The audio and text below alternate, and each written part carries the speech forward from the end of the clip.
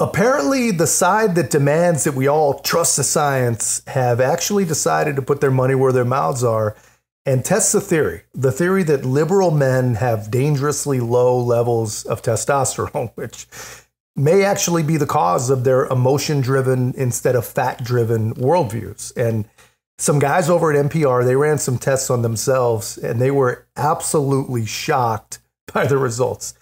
You, however, you will not be shocked by the results at all. But first, this is what started it all. Liberal propagandists admitting what many already suspected about at least some liberal guys. Trying to own masculinity in the most regressive sort of misogynist way possible. J.D. Vance lecturing everybody on, what a family means, what it means to be a man. Donald Trump obviously has his own version of manhood.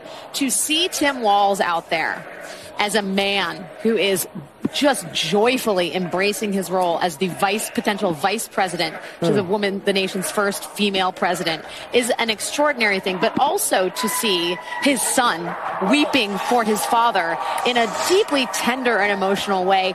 And then the last thing I'll say, because I think this hasn't been talked about enough, to see Democrats champion men as voices on reproductive choice. Yeah. As you saw yesterday, I believe, from Amanda Zarowski's husband, tonight from Tim Walz, talking about struggles with infertility.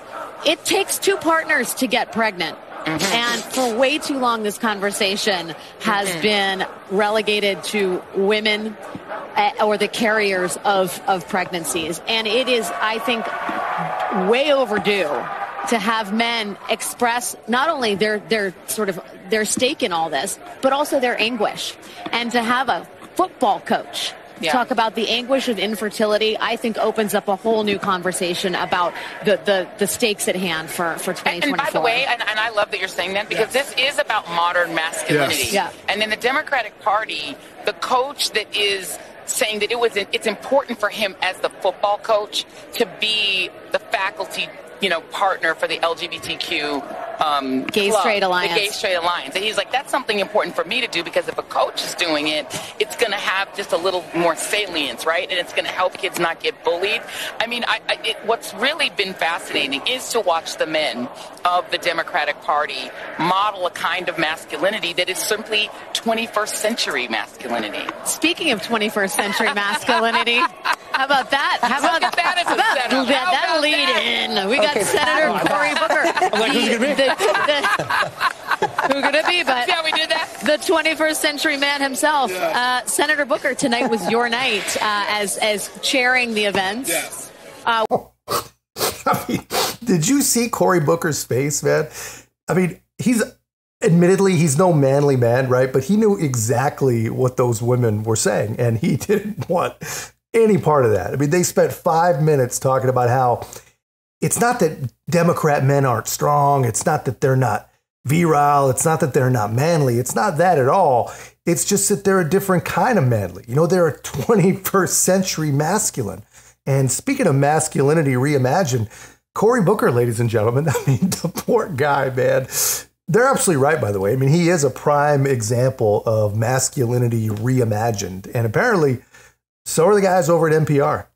One notable difference between the men and the women, although none of the women wanted to have much testosterone, Alex, Todd, and I very, very much wanted to win. Jonathan claimed he did not want to win, but none of us believe him.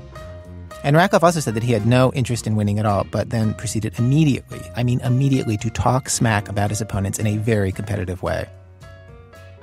And that was the state of things when we got our results from the lab just 2 days ago. All right, well, it is 2 days before our broadcast day as I record this. Our entire staff is on mic, plus contributors David Rakoff and Sarah Val in New York. Hello, all. Hello. Hi. Hi. And now for the results. I am opening the envelope.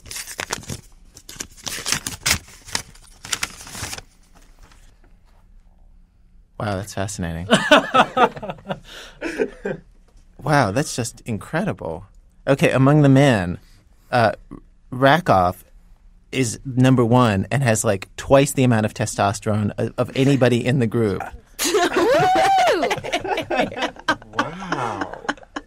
Wow. This can't be. I told you. Correlation with baldness. I voted for you, Rakoff. Oh, everybody's trying to get in with him now that he's number one. Then in order, the men are, it's Rakoff, then Alex at number 2, then me, like a point behind you, Alex, then Jonathan, and then Todd, all very closely grouped together. Wow, but Rakoff has twice as much. As any of us, the gay Canadian Jew living in Manhattan. Okay, we really have to dispense with the Canadian. But actually, that is non-corollary. Believe me. What are the numbers exactly? What is it for? What's Rakoff and what is Rakoff is 274. You're 144. I'm 140. Oh my God!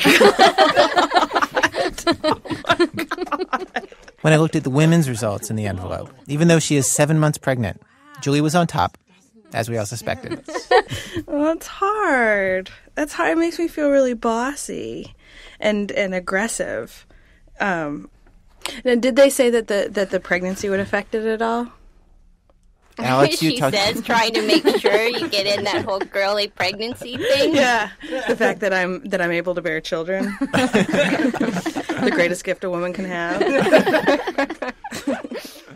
I have to say, Wendy and Todd, the lowest scoring woman and man on the staff, really did not seem very happy about this whole thing by the end. Todd, like most of the men on the staff, had never been seen as especially manly during his life. But he thought maybe here in this group, compared to the rest of us, he might at least stand a chance. Someone would be girlier than I. If I can't be the most manly in public radio, where the hell can I be the most manly? Like, I kind of wish this was Sports Center, because then I'd be okay. Like, out of all my staff members or fellow staff members at Sports Center, okay, I could be the one with the least testosterone. But in public radio... We should get them to spit. Is it a real place? Sports Center? Is it a thing?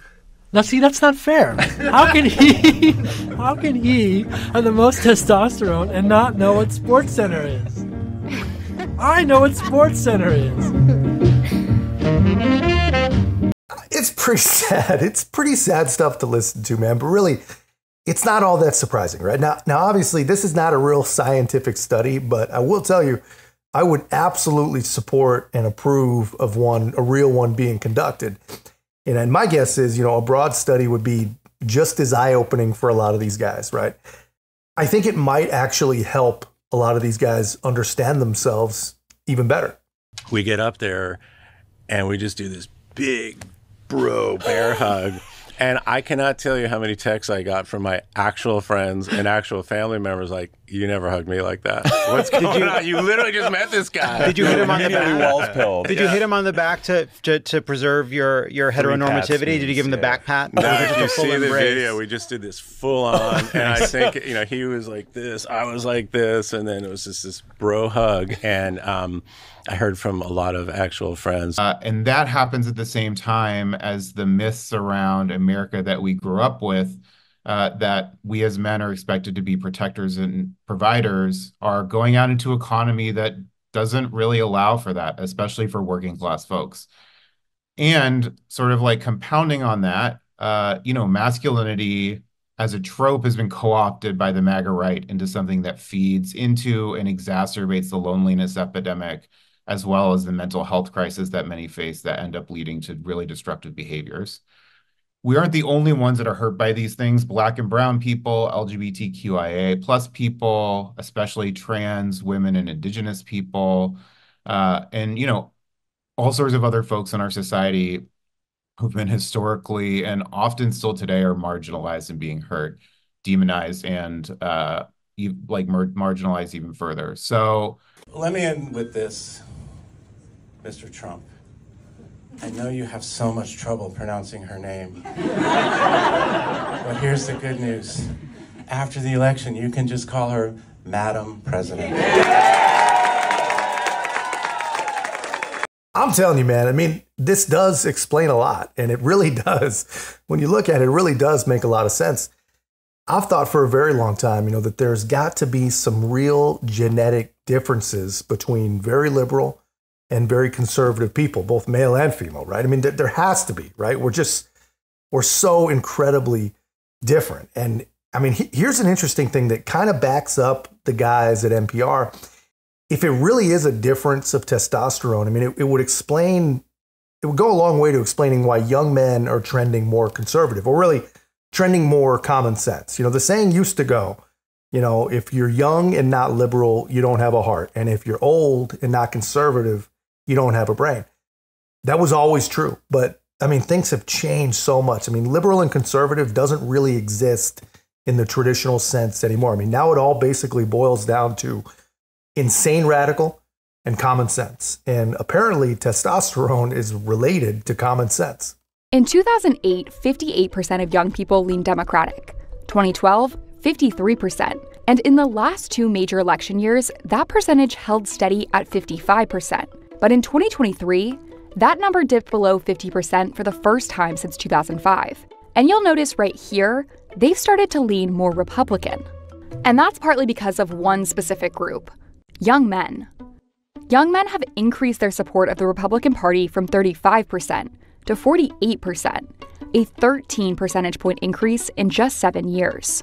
And this is a new trend. While 2020 exit polls show that young men backed Biden by 15 percentage points, a February 2024 Wall Street Journal poll found they favored Trump by 14 percentage points. And this loss of young male voters is a major issue for the Democratic Party going into November. The question now, can Kamala Harris bring some back?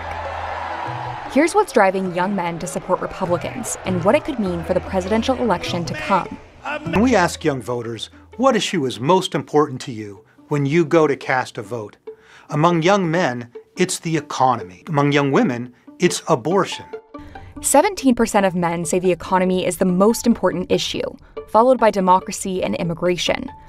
Whereas for young women, the top issue is abortion, by a lot. That's pretty interesting stuff. And apparently, if you have higher testosterone, that leads to common sense. And if you have common sense, you end up caring about issues that are actually issues, actually real, actually important. And if you do that, you're probably inclined to support Donald Trump and the entire America First platform. I mean, it's pretty wild stuff. I mean, it all makes sense. And honestly, you wouldn't be a conspiracy theorist if you start wondering how much of our processed food diet is responsible for the fact that we have so many soy-infused liberal men for Kamala in the year 2024. I mean, it's interesting stuff, man. That's all I've got. I thought you guys would get a kick out of this. Let me know your thoughts in the comments. If you haven't already, be a part of our growth. Make sure to like, comment, subscribe. Most importantly, share the channel. I'll see you in the next one.